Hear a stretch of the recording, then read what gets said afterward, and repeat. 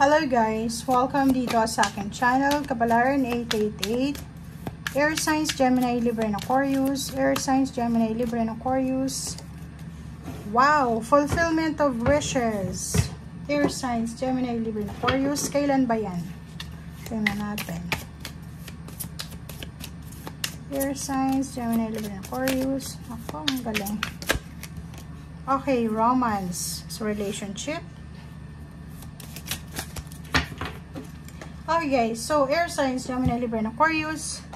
First two cards mo, fulfillment of wishes, number 9, near to completion, romance. So, ibig sabihin, maraming opportunities, possibilities sa mga wishes nyo, dreams, hopes and dreams, financial, emotional, tangible, material things ang posibleng matupad. Okay? So, kung ano man itong minamanifest mo, kung ano man itong pinapangarap mo sa buhay, ay posible siyang matupad, ay posibleng ibigay sa iyo ng universe. Okay? So, like for example, ano to? Liwanag, 'di ba? Like umuutang ka ng pera sa bangko, may lump sum of money kang hinihintay, mga payouts sa SSS, GSIS or anything.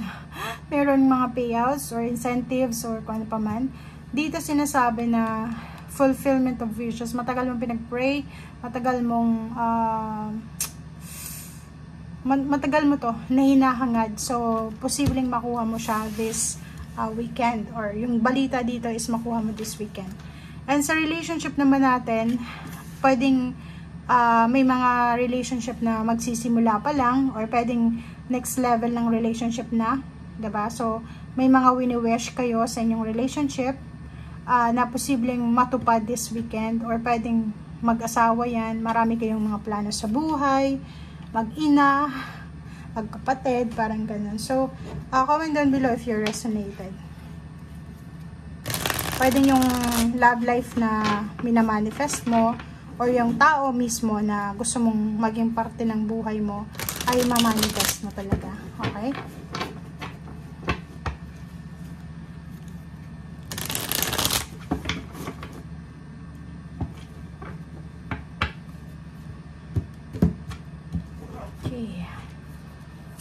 Air signs, High Priestess, and Ace of Pentacles, Queen of Cups, Two of Pentacles.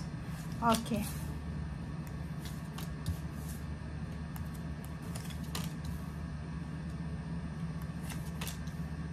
Okay. Air signs, Gemini, Libra, and Aquarius. Kung makikita mo dito, maraming good news tungkol sa pag-aaral, pagsasaliksik,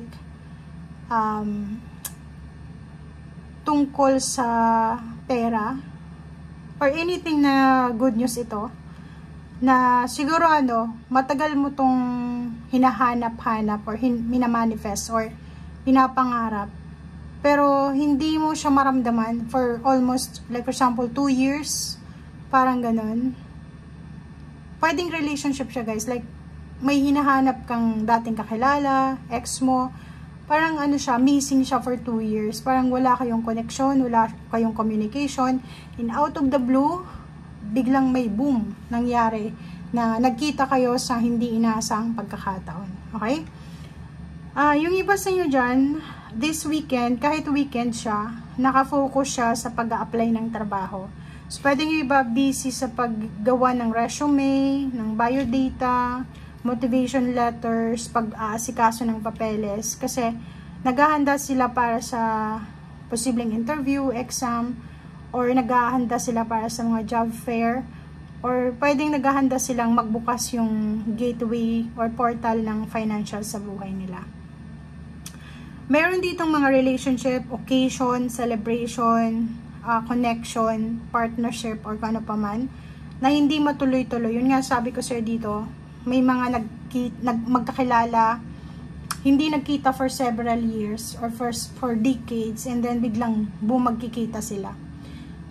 Sa money, sinasabi ng barahan na makakaraos ka sa usaping pera, kasi pwedeng maraming utang yung iba sa inyo dyan, left and right yung utang, or marami kayong obligations like sa financial. nakikita ko sa'yo dito na this weekend, posibleng yung iba sa'yo dyan, mababayaran nyo yung utang. Medyo masasettle nyo. Matatapos yung mga bagay-bagay na nagpapahirap sa inyo sa financial. And yun, magkakaroon ng balance yung financial nyo. Or posibleng yung sinasabi dito na Queen of Cups, pwedeng isang water sign, Pisces, Scorpion, Cancer, ang makatulong sa'yo para sa financial balance mo. Okay? So, meron kang 7 of Swords. Energy mo to. Nakikita ko sa'yo dito, sobra kang workaholic. Nakikita ko rin sa'yo dito na mag-iingat ka, lalo na doon sa mga mabilis magtiwala, usaping pera man yan or relationship, dahil pwedeng maging biktima ka ng panluloko, pang-scam, or kung ano pa man. Lalo na tungkol sa mga nakaraan. Kasi ang nakikita natin dito, maraming tao from your past, from your past life, or pwedeng yung past lang, mga dating kakilala, dating kapitbahay, dating classmates, dating acquaintance. Ang nakikita kong, siguro umiwas ka na lang sa mga dati mong kakilala na hindi naging maganda yung relationship nyo. Yung palagi mong kaaway, yung hindi kayo magkasundo, parang ganun. Kasi, hindi pa rin magbabago yun parang ganun. So, for example, etong dalawang to, na High Priestess and Page of Swords, tapos ito naman na Queen of Cups, and then Hangman na upright. Yung mga kakilala yan kakilala na matagal na walang connection, walang communication, naka-block sa Facebook, sa Messenger, parang ganun. Tapos biglang gumawa ka ng new Facebook, tapos mag-a-appear sila, yung name nila. So, sinasabi sir dito ng bara, para maiwasan natin yung masaktan. Kung alam mong traitor yung taong yan, from your past, alam mo na siya yung magiging toxic sa buhay mo. Yung hindi ka magiging peaceful kasi palaaway, parang gano'n. So, sabi sa'yo ng baraha, umiwas ka. Okay? Hierophant. Partnership. Ang partnership na sinasabi dyan sa'yo ng baraha is pwede kang makahanap ng partnership sa kahit na sino.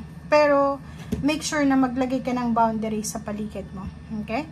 Mayroon ditong mga partnership na posibleng matuloy, yung mga collaboration, lalo na yung business collaboration, pwedeng sa team, may mga teamwork, parang ganon, team buildings. Nakikita ko sa'yo dito na maging aware ka kasi hindi lahat ng mga tao sa paligid mo talaga is pwede mong pagkatiwalaan. Okay?